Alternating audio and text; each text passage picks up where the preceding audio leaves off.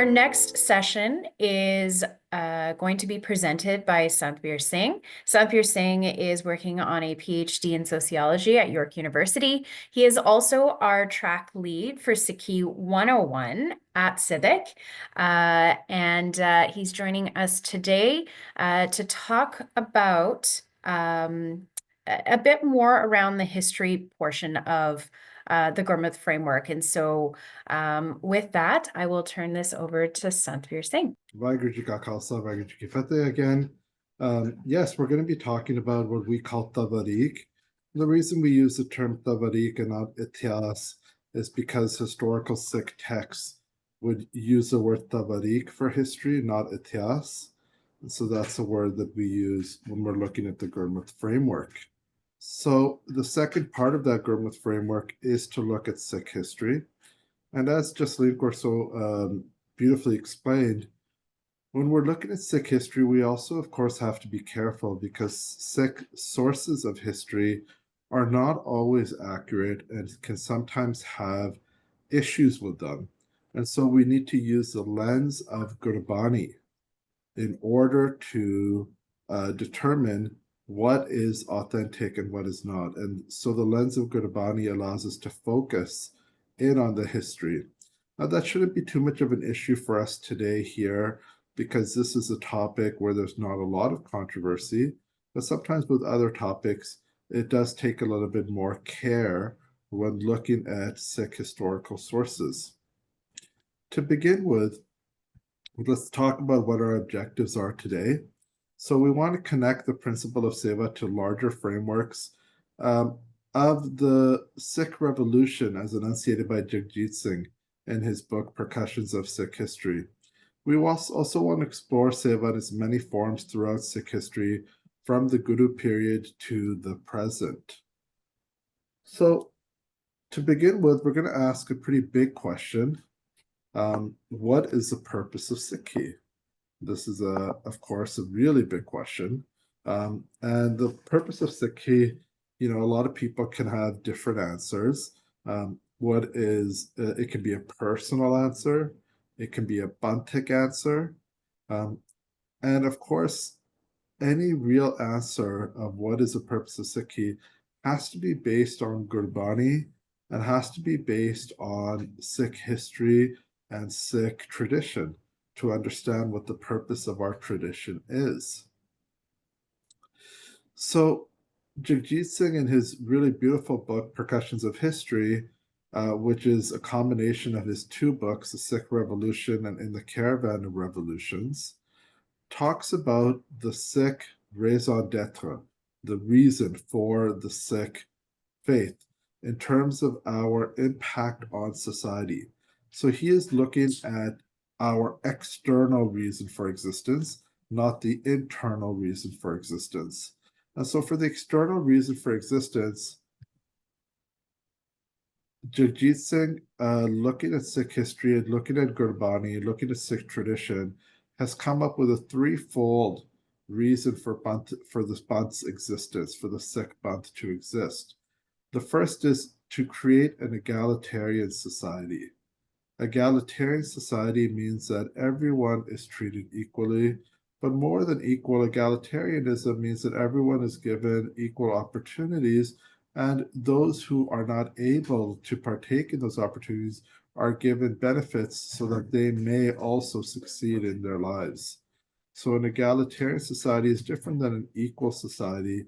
An equal society can sometimes become unequal because if everyone has the same opportunities but has different abilities or comes from different places, that of course won't create an equal society. An egalitarian society, which the Gurus wanted, is something much more revolutionary and vast in its scope. The second thing that the Sikh Revolution asks for or pushes us to do is to fight religious and political domination. And what does that mean? That means we fight the domination of society by religious elites, and we fight the political domination of society by political or military elites, so that in both society and politics, The Guru wants us to live in a society that is free from oppression, free from the rule, the tyranny of elites, and in a society where everyone's rights are respected. And the final part of the Sikh revolution, as articulated by Jagjit Singh, is that the Sikh revolution must capture political power for a plebeian mission. Plebeian here meaning the common people. So the ideal for a Sikh revolution is that political, social, military, economic power is not in the hands of elites, but is in the hands of the people. And we can see the manifestations of these threefold purposes of the Sikh revolution, starting right from Guru Nanak Sahib Ji, going all the way to Guru Gobind Singh Sahib Ji, then to Banda Singh Bahadur, and to the Missal period, to Maharaja Ranjit Singh, and afterwards. That these are the goals of a Sikh society: to create an egalitarian community, to fight religious and political domination by elites, and to capture political power for the common people. So the reason why we're getting into this when we're looking at Seva is that because Seva is, we're talking about Hari Ki Seva, as Jaslin Kaur so beautifully explained, that there's Guru Ki Seva, which is that internal Seva of connecting and recognizing divinity within ourselves. And then there's Hari Ki Seva, which is that Seva which is pushed externally towards other beings, recognizing the divinity within others. And so, of course, we're in this section of the presentation today, we're going to be talking about that Hari Ki Seva, that Seva which is directed towards other beings, towards other entities. And I don't say humans, because the Seva can also be towards, plant life, animal life, towards the planet in general. It doesn't necessarily have to be for humans, of course.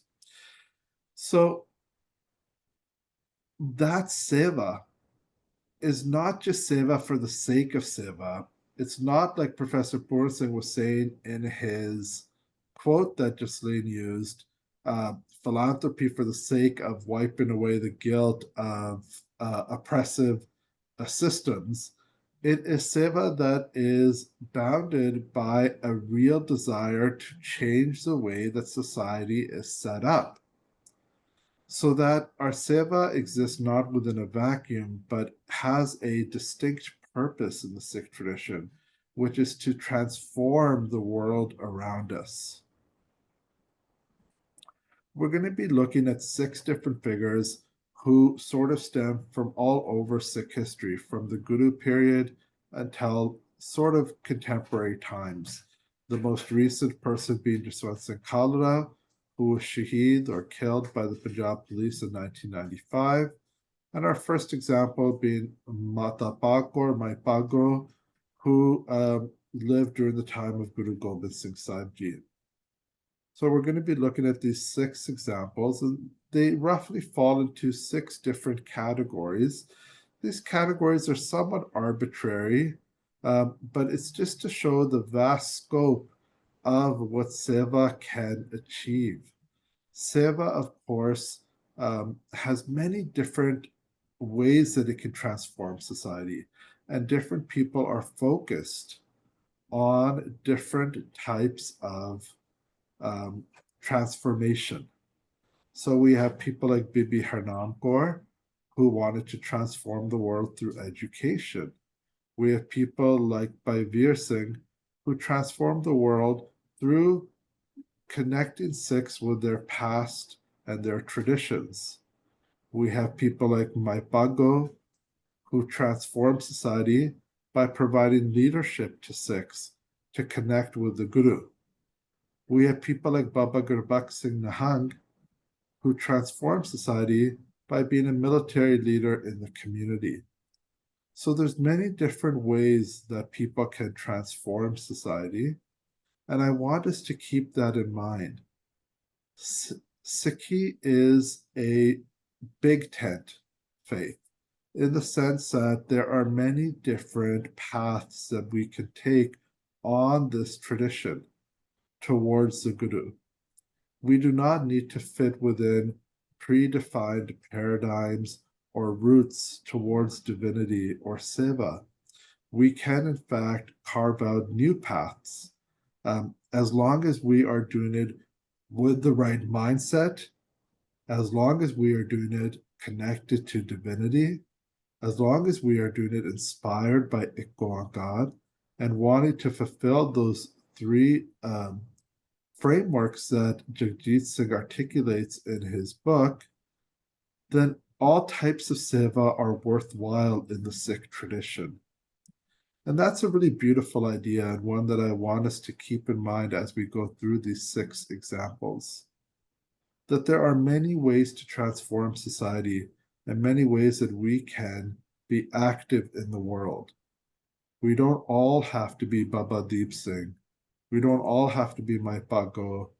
We don't all have to be Bhavir Singh. There are many different ways that we can help transform the world. And these can be through many different avenues. That's a beautiful part of the Sikh tradition. We're going to go chronologically through the 6 figures. The first figure we're going to look at is Mai Pago, also known as Mata Pagor, who we have identified with the quality of Seva, which is leadership. In this 18th century painting, of course, all these paintings were done much after the fact, but this is a fairly historic, fairly old painting from the early 19th century or the late 18th century. We see Mai Pago in the top right corner fighting in front of Guru Gobind Singh Sahib, who's riding on the horse. Mai Pago, of course, was a female warrior. Her father was a soldier in Guru Har Gobind Sahib's army, which is likely where she learned how to fight from her family. She's from the Majha area of Punjab in the Tarn district. And she is famous for having inspired the deserters of Anandpur Sahib fort to return to Malwa to fight for Guru Gobind Singh Ji in what became known as the Battle of Muktsar. To go over the history very quickly for those of you who may not be totally familiar with the story of Mai Pago, the Mughals and the Pahari Raja, the Hill Kings, had encircled Anandpur Sahib and laid siege to it. This siege lasted over 2 years, and as supplies dwindled inside the city, some Sikhs wished to leave Anandpur and return to their homes, and were terrified that they would end up starving to death. They came to the Guru and demanded that the Guru abandon the city. Guru Gobind Singh Ji refused, but said that they were free to go as long as they signed a letter saying that he was no longer their Guru and they were no longer his Sikhs. A group of people, some 40 in number, agreed to these terms and signed the letter and said to Guru Gobind Singh Ji, "We are not your Sikhs and you are not our Guru." They then left Anandpur Sahib and returned to their villages. Upon returning to their villages, their families were disgusted by them and horrified by their actions, that these soldiers of the Guru had abandoned their posts, had abandoned their Guru in a time of need, had put their needs above the needs of the Khalsa Panth, and had fallen prey to cowardice and had turned away from bravery. One family member who was especially incensed was Mai Pago, a young woman in her early 20s, who, as I said earlier, came from a established Sikh family who had been Sikh since the time of Guru Arjan Sahib Ji. And she, disgusted by the actions of these men, started to arm herself with armor and weapons and said, if you are too cowardly to fight for the Guru, then I will fight on your behalf so as not to bring shame on our villages that we have abandoned the Guru. These Sikhs who had abandoned the Guru, seen this young woman, who was not formally trained in the use of arms and armory, take on their weapons and start to travel back to Anandpur Sahib, were inspired by her actions, felt shame at what they had done, and readied themselves to return to fight for Guru Gobind Singh Sahib Ji. So Mai Bhago becomes this very important inspirational figure who brings us a lot of comfort even to this day. Because many of us, while we may not go through the formal signing of a letter of a Bidava saying that Guru Sahib, you are not our Guru and we are not your Sikhs, in many ways we act like that many times a day. We act like the Guru is not our Guru, and we act like we are not the Guru's Sikhs. And we need people like Mai Bhago, Gursikhs, who can inspire us to return to the Guru and to behave in a way that we were meant to behave. So that's really the role that Mai Bhago fulfilled. She inspired her fellow Sikhs to stand up for what they should have been doing and inspired them to fight back against the enemy and not to run away. Guru Gobind Singh Ji by this time had actually left the fort of Anandpur. We have to understand that traveling back and forth across Punjab, that these things would have taken weeks and months, and that time had passed by the time Mai Bhago returned.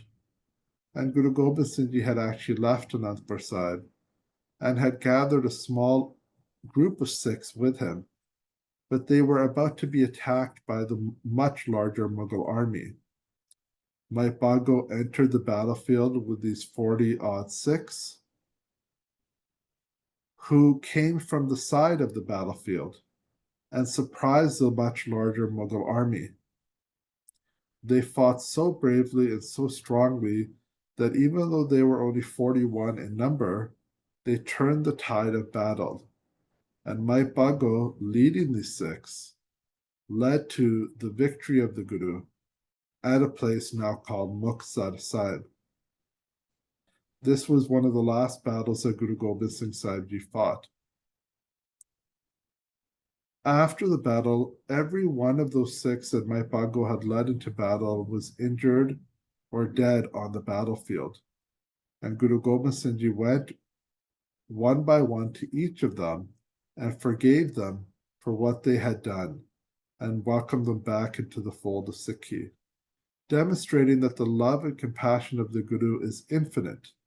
And regardless of how we may disrespect the Guru, how many times we may turn our back on the Guru will always welcome us back with open arms. When we talk about Seva and we're talking about transforming the world, this is a really impactful way that Mai Bhago transformed the society around her. She transformed Sikhs to be the best Sikhs that they could be. This is a really inspirational way to think about Seva. Seva as behavior, as action, as modeling behavior, as acting in a certain way to inspire those around us in order to build a community that can do great things, like those Jali Mukte, excuse me, who turned the tide of battle even though they were so few in number. We too, when we are committed to the Guru, can do things much beyond our mere small numbers would seem to dictate. We can move empires, transform the world in really impactful ways. And Sikh history is a testament to that. Mai Bhago spent the rest of her life as the personal bodyguard of Guru Gobind Singh Sahib Ji. She traveled with Guru Gobind Singh Ji to the south of India, to Nanded, to Maharashtra, where Guru Sahib Ji set up what was to become Hazur Sahib. She later retired to a small village, a Gurdwara which is still there commemorating her stay there, where she lived into old age. And her weapons are still kept there, and they're pretty impressive weapons. She was a great warrior and has served as an inspiration to generations of Sikh women and men, showing that love and commitment to the Guru knows no distinctions of gender, and that all of us are capable of transformative action when we are committed to the Guru.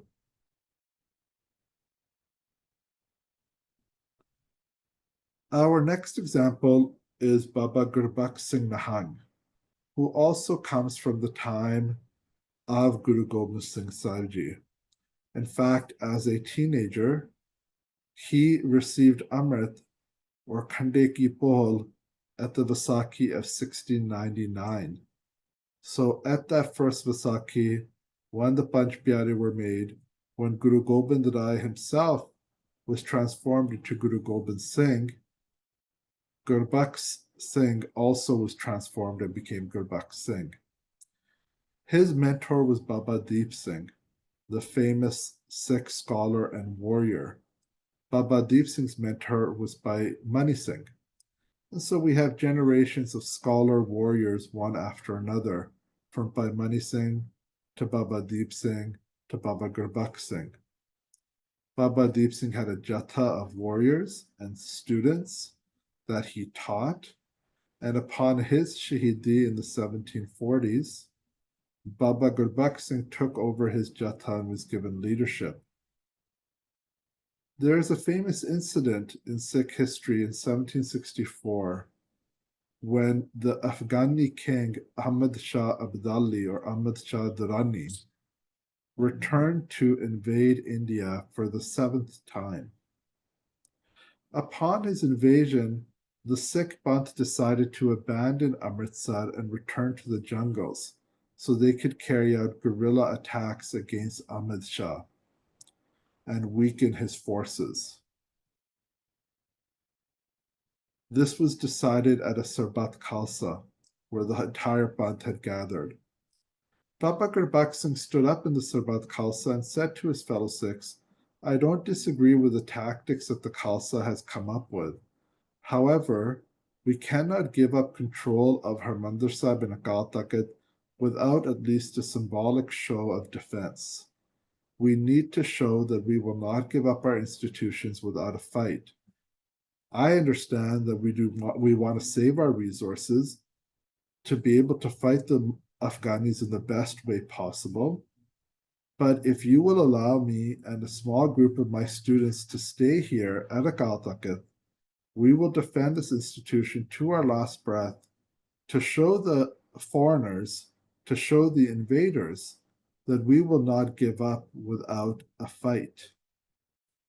And so, along with 30 of his students, Baba Gurmat Singh stayed at Akal Takht Sahib and decided to fight the Afghani army. The Afghani army that came was over 30,000 in number. And these 36 fought for several hours against a force that was 10,000 times larger than themselves. This is not exaggerations of Sikh history. This is according to Afghani records themselves, that this is what happened. Baba Gurmat Singh and his fellow Sikhs fought so bravely and so strongly, the Afghanis were shocked that so few could last so long.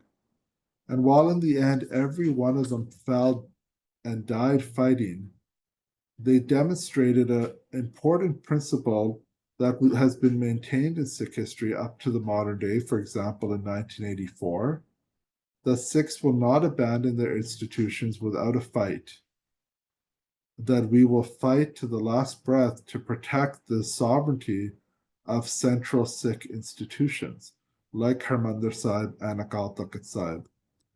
For those of you who have been to the Harmandir Sahib complex, the Darbar Sahib complex, behind Akal Takht Sahib there is a small Gurdwara. This Gurdwara is called Shahid Ganj Baba Gurbat Singh. It is a place where the Sikhs, after the battle, did the cremation of Baba Gurbat Singh and his fellow Sikhs that fought that day. So his Gurdwara is actually right on the Parikrama of the Harmandir Sahib complex. And he is remembered to this day for his actions. Military seva is not a type of seva that many of us have to engage in, living in the diaspora, living in largely peaceful countries. But it is an important type of seva throughout Sikh history. Baba Gurbat Singh demonstrated that seva can be something that even in a lost cause can be inspirational and transformative. Even in a situation where there is no hope for victory, a Sikh can get a moral victory, a victory of principle, the true fateh that Guru Gobind Singh Ji talks about in Zafarnama, his letter to Aurangzeb. This is a victory of principle, of right over wrong, not a victory on the battlefield. And this is a victory that Sikhs crave. This is a victory that we strive for. And so in all things in life, we should be seeking this victory, a victory of principle, of doing the right thing, even when it's difficult, even when it may lead to a personal defeat. It will be a victory of right over wrong. And that is the seva that Baba Gurbat Singh inspires us to achieve.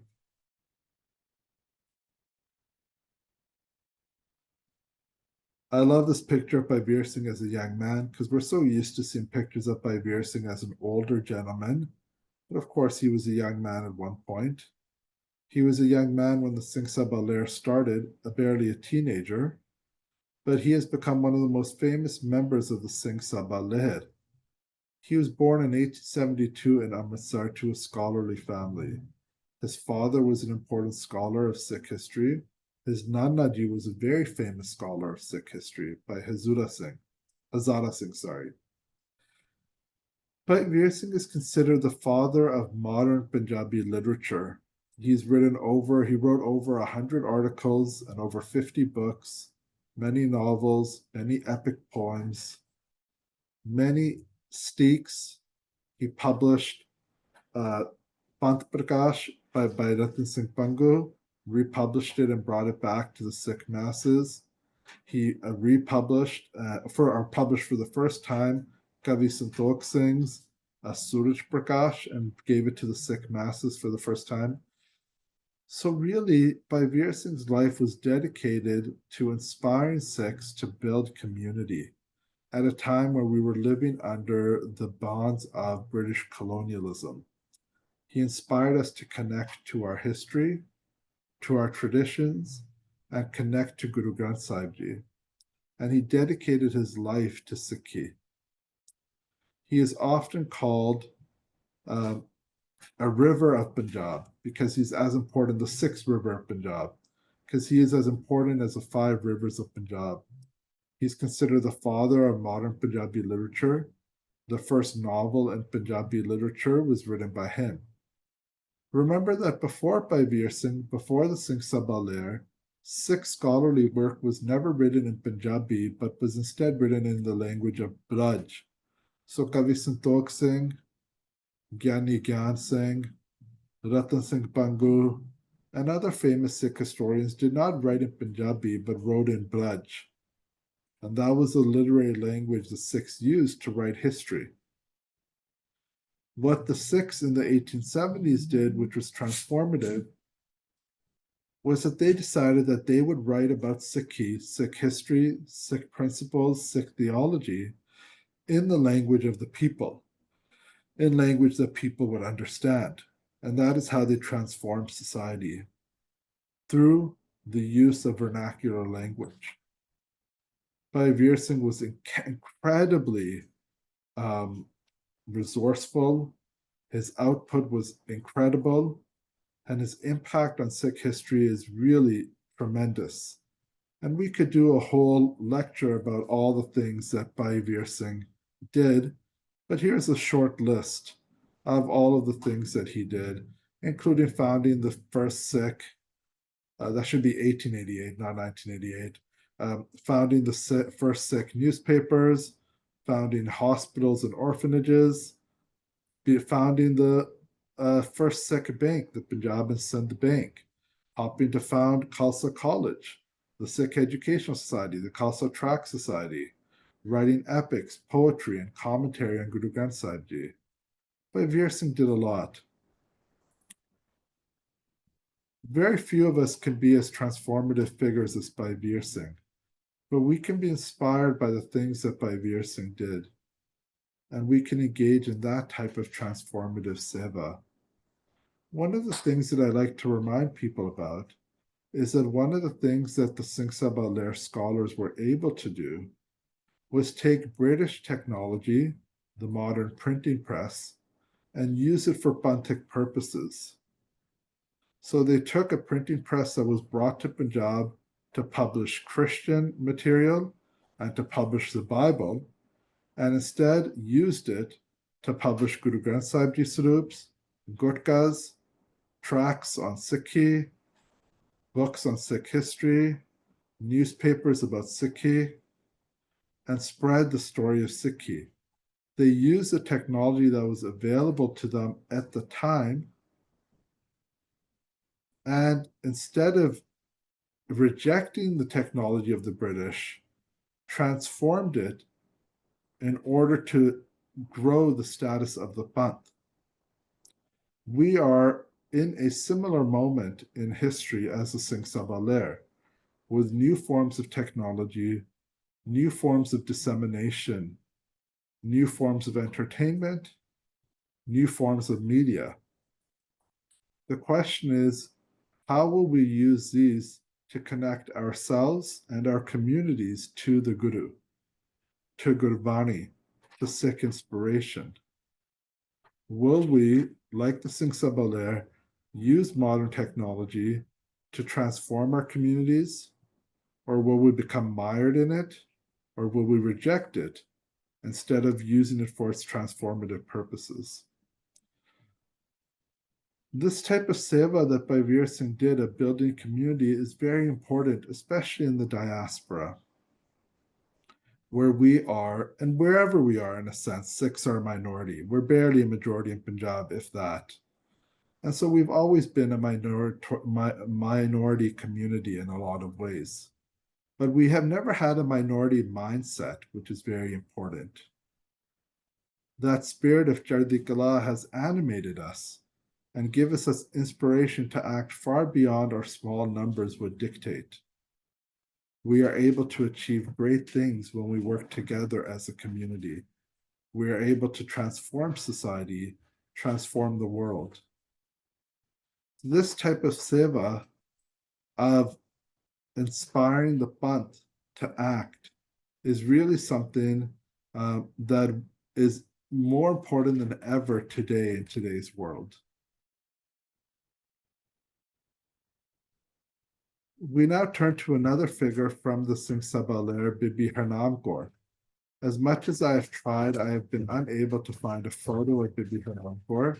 I'm sure photos of her exist, but I have not been able to find them on the internet or in any books that I have been able to find, which just speaks to the bias in Sikh history towards men, and that Sikh female figures who have had a major impact in Sikh history have often been forgotten, and contributions have not been appropriately recognized. Bibi Harnam Kaur was born into a scholarly family and could read Guru Granth Sahib Ji, Dasam Granth, and other important historical Granths by the age of 6 years old. She married a man named Bhai Jagjit Singh, who was very interested in education, and together they dedicated their lives to providing educational resources to women and girls. They built the first schools for girls in Punjab. They built, and what was really transformative about the schools that they built was that these schools were not for elites. These were for common folks. These schools were free to people of low income, and women who were widows, who were not able to provide for themselves, were given a free place to stay in these schools. So really building a community center in a sense for women. Bibi Harnam Kaur sold all of her wedding jewelry, dedicated her life to building these schools, would travel around India doing kirtan and giving speeches to raise money for these schools, really dedicated herself to transforming the educational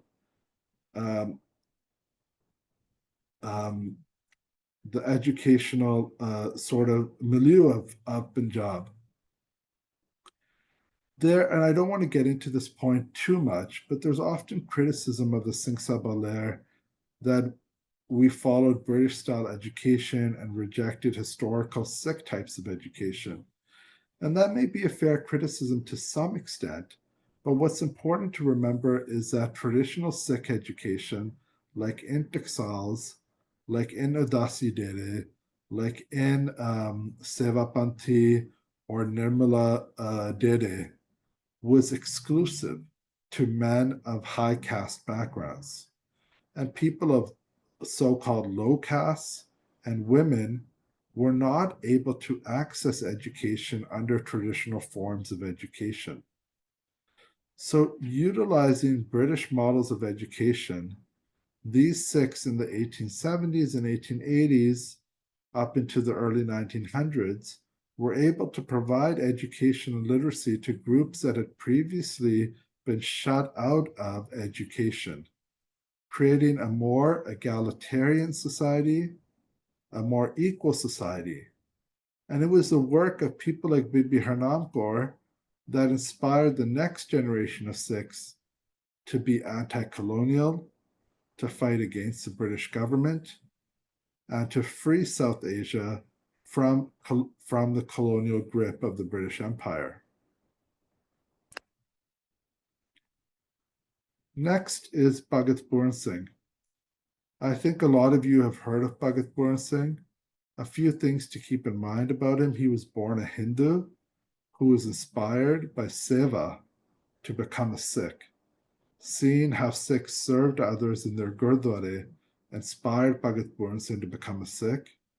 He dedicated his life to take care of the most marginalized members of society, people who were physically and or mentally severely disabled. And by taking care of these people who were rejected by society, he dedicated his life to giving dignity, compassion to those who were most maltreated by the rest of us. Bhagat Pooran Singh literally carried people on his back for decades and took care of them, cleaned them, fed them, made sure they were rested, made sure they were clean, just all the basic bodily functions that they needed to have taken care of, he did. He was really this incredible figure, almost, and this is why he was given the title of Bhagat by contemporary Sikhs, the only person to be given that title in the post-Guru era, because of his dedication to the Panth and his dedication to those who were most marginalized in society. Bhagat Pooran Singh was also an early environmentalist who warned Punjab about the use of the misuse of water, the misuse of pesticides and herbicides, the effects of pollution, the effects of deforestation. He was really this figure that's almost unbelievable. in his dedication to Seva. How does this type of Seva fit into the paradigm that Jagjit Singh gives us? It fits into that paradigm because it is about giving grace and dignity to common folks and uplifting them by creating an egalitarian society. If a society cannot take care of those members of society that need the most care, then that society cannot be egalitarian because we are leaving parts of our people behind. Bhagat Purna Singh didn't want to leave anybody behind. Really an incredible figure who dedicated his life to Seva and was recognized by the Panth for his actions. And to wrap up very quickly, the last figure we're going to talk about, we are commemorating the anniversary, the 30th anniversary of his Shahidi this year. He was killed in September of 1995. Jaswant Singh Kalra, who was working in a bank in 1984, had a colleague who went missing and started to research all these different people that were going missing and what was happening to them, and uncovered the fact that the Punjab police was engaging in mass disappearances in Punjab, was disposing of bodies without keeping proper records, and that thousands upon thousands of Sikhs were being killed extrajudiciously by the Indian state. He came to Canada in the summer of 1995 and spoke bravely and boldly about what was happening in Punjab. He was offered asylum in Canada, including by the Prime Minister of the country at the time, but he rejected it and insisted on returning to Punjab. He knew that his life was at risk, but he could not abandon his beloved Punjab. And he knew the risks that he was taking, and he was unafraid of the consequences of his actions. Really a transformative figure who was, like his famous last speech, a shining light in the darkness. And I urge you all to watch his last speech. You can find it on YouTube. It is really one of the most powerful speeches in Sikh history. An incredible document of the power of a single individual against incredible odds.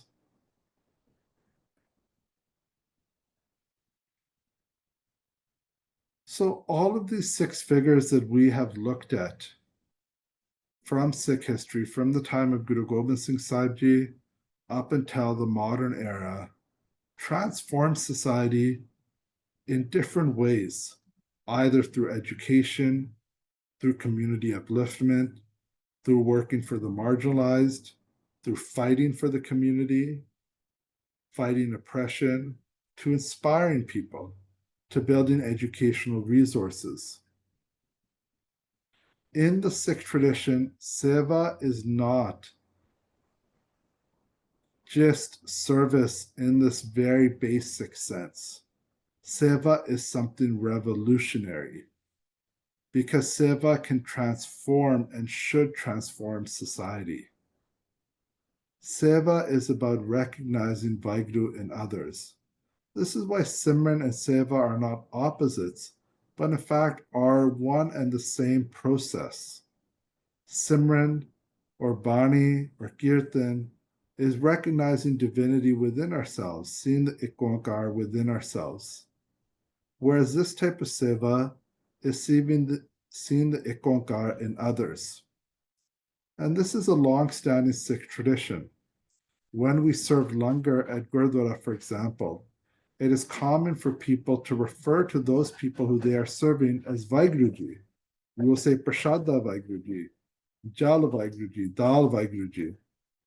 The reason why we call the people Vaheguru, and this is a very old Sikh tradition going back to the time of Guru Nanak Sahib Ji, is because when we are serving them, we are recognizing that they are Vaheguru, and we are serving the divine within them.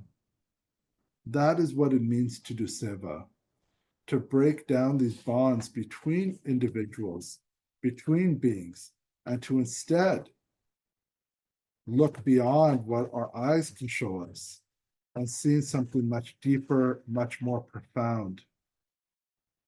And it is through that profound service that we are able to, as a community, as a people, transform the world, and as we have done in the past. I hope that looking at these 6 figures, and we could have had many multiple figures.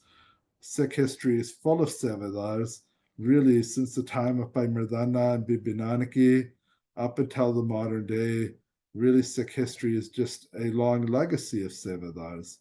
But we wanted to pick these 6 because they offer different insights into different types of Seva. And I hope that they have provided some inspiration for you. And they have allowed us to understand deeper this concept of Seva through, first of all, the lens that Jaslin Kaur was talking about, the lens of Guru Granth Sahib Ji and Gurbani, and now through the lens of Sikh Tawarik or Sikh history. Vaheguru Ji Ka Khalsa, Vaheguru Ji Ki Fateh. Thank you so much for that presentation. I think that learning through examples is such a great way for us to make connections and see what the people before us have actually done through their connections with Bani and with Nam.